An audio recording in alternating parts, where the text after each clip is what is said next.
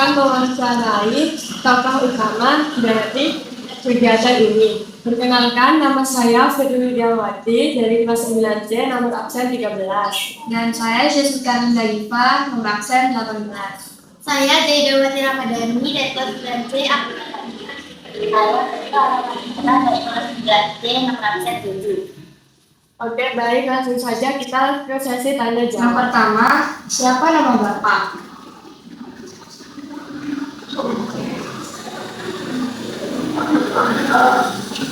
Pak Haji atau biasa dikenal panggil Pak Siko. Ada yang panggil Pak Haji Kedut, ada yang panggil Pak Haji Sino. Kedua, berapa usia? Alhamdulillah saya sekarang yang tahun. Apa jabatan Pak sampai ini? Kalau Bapak di sini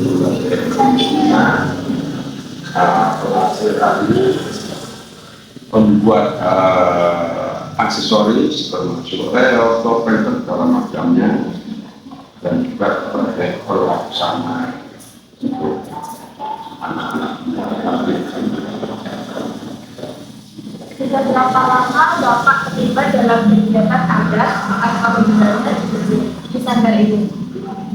Untuk kesenian di sanggar ini seumur jagung masih kurang lebih sekitar 5 tahun, tapi untuk Bapak sendiri sudah terlibat di bidang seni mulai kelas 5 SD sekitar umur 11 tahun. Lanjut ke kegiatan kegiatan atau budaya antar negara yang masih dilestarikan di sanggar ini. Untuk budaya yang dilestarikan dari fokus utamanya di sanggar kehidupan. Sanggar kehidupan itu jadi yang terjun yang berasal dari Kediri yang aplikasi dari kesenian dari Ponorogo, yaitu tokoh utamanya Raja Ponorogo Solo Jawa Tengah. Dan untuk kesenian yang lain cuma banyak Jepang. Kita kalau beruskan dari video dari Rampak Barong, Solawatan, Reok Ponorogo, Kucingan, dan lain-lain. Pertanyaan selanjutnya, sejak kapan kegiatan tersebut mulai dilakukan oleh sanggar ini? Untuk sanggar ini seperti yang saya berdasarnya sekitar 5 tahun yang lalu, setelah saya datang dari haji tahun 2021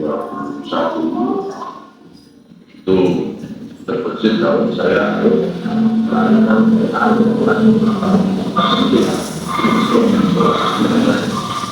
untuk seperti kalian masih orang tuanya ada semua, tapi yang sanggar ini kebanyakan anak-anak yang tidak berperilaku berhantar bahkan tidak cerai.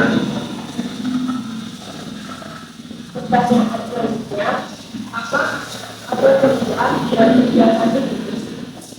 Untuk tujuannya sendiri membagi semua yang daripada kita musimnya adalah syiar. Jadi syiar itu adalah perusahaan menyebarkan agama dan kita lewat sini. Jadi bukan kita yang kita rangkul, itu kita panggil lewat sini dulu. Setelah mereka tertarik, mereka bergabung, kita ada di sini. Nah, di situ letak yang paling utama kita ilmu Islami, ngaji, sholat, dan juga kami selesai latihan kita mesti kasih tahu. Pertanyaan selanjutnya, siapa saja yang biasanya terlibat dalam kegiatan Yang terlibat utamanya para santri semua, dan juga melibatkan ibunya juga, anak-anak saya sebagai pembimbing. Ya tadi mereka membimbing hajinya, ibunya juga ngajar ngaji, saya membuat hafalannya, ke saya sendiri. Pertanyaan dari saya, apa saja tantangan dalam mempertahankan sanggar tersebut? Nah, kita kembali kepada SDM, daya manusia baik itu sumber daya para santri, sumber daya manusia untuk lingkungan. Nomor yang itu rata-rata orang tahu kesenian itu jadi pianis. Tapi kalau tidak ada pianis, mereka pun diajarkan Islami. Tapi terus yang kami utamakan itu adat. Kenapa? Karena adat lebih tinggi baginya daripada ilmu. Terus untuk lingkungan, itu kan mereka belum tahu. Pada awalnya mereka tidak tahu. Mereka tahu kalau ini rata-rata itu mistis, tapi kita enggak. Nah, dari itu hanya kita ambil pengertian dan kita menempuh anak-anak yang kita beri hal semua misalnya satu tetap pada pancingan nanti mereka anak-anak yang berujung dan mau kita beri.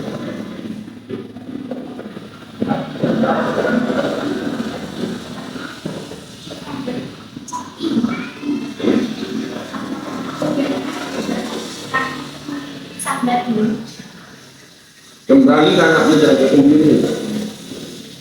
Tidak semua anak muda mempunyai unek-unek atau kretek dalam hatinya itu untuk bersini. Apalagi di era modernisasi semacam ini, rata-rata anak-anak sudah mengenal gadget. Itu mereka kurang. Ketertarikan ke daerah sini, ketertarikan dengan daerah mereka itu kurang. Mereka lebih cenderung dengan HP. Pagi sampai sore malam TikTok, nah itulah yang menjadikan generasi sekarang ini cenderung dan rusak, cenderung ke arah rusakan. Kenapa? Karena ya itu tadi dari gadget mereka cuma pergaulan, dari gadget mereka tahu semuanya, sedangkan rata-rata sekarang lebih memperhatikan gadget daripada diri sendiri. Nah itu yang ada saya. Pertanyaan selanjutnya, apakah pengaruh modernisasi mempengaruhi sanggar tersebut? Memang saya ulang dari tadi, kalau modernisasi itu memang banyak pengaruhnya dari berapa dari selama itu banyak pengaruhnya yang satu dalam proses pembuatan suatu modernisasi. Saya sendiri yang dulu membuat arah-arah itu nanu atau saya bikin. Terus saya memasarkannya juga tidak seperti dulu, mat dari mulut ke mulut. Kalau sekarang sudah terbantu dengan adanya media online.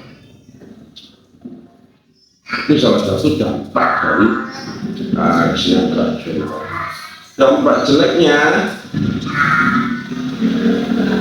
media sosial juga mengekspor suatu kesenian tradisional.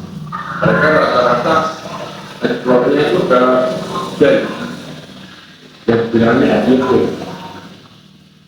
Padahal yang seharusnya mereka perjuangkan adalah kesenian asli Indonesia. Kenapa? Karena kesenian asli Indonesia sekarang sudah banyak yang klaim. Kiriok klaim sama klaim dia lautan. Ini aku udah tahu apa jalan sini. Dalam produk sudah mulai diklaim dengan Malaysia juga. Nah, itu yang harus generasi muda perjuangkan. Pertanyaan dari saya adalah supaya aman dalam berdampak untuk kita melestarikan sanggar ini. Untuk melestarikan sanggar ini, saya cuma berupaya agar misi saya tetap pada tujuan awal yaitu jihad. Saya bersyukur kepada jihad. Kenapa? Kalau tujuan saya adalah menjadi nominal, sanggar ini akan berlanjut. Apa melanjutkan tujuan pembangunan? Saya memperkaya diri sendiri. Baru kali ini saya yakin tidak akan berlanjut. Tapi kalau visi saya, insya Allah menabung anak-anak yang kurang beruntung, pasti dari anak dicapai kasih jalan yang depan.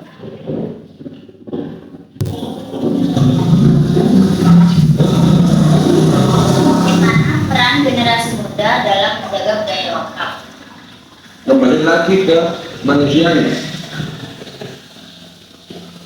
Pernah kenal nggak kalian dengan budaya lokal? Pertanyaannya itu, apa saja budaya lokalmu?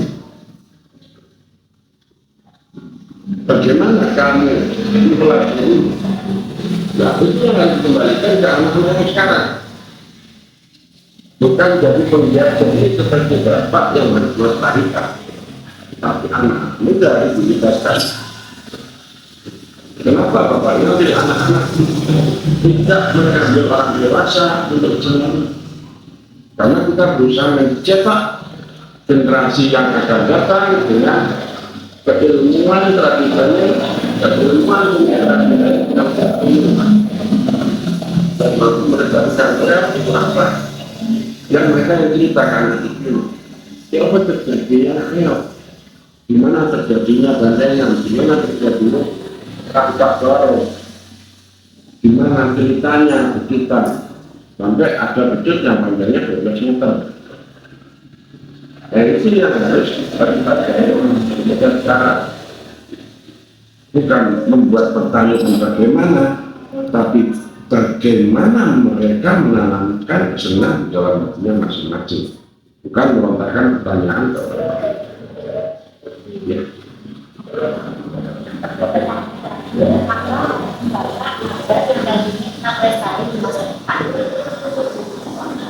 Bapak untuk sanggar ini berjalan dari yang paling pertama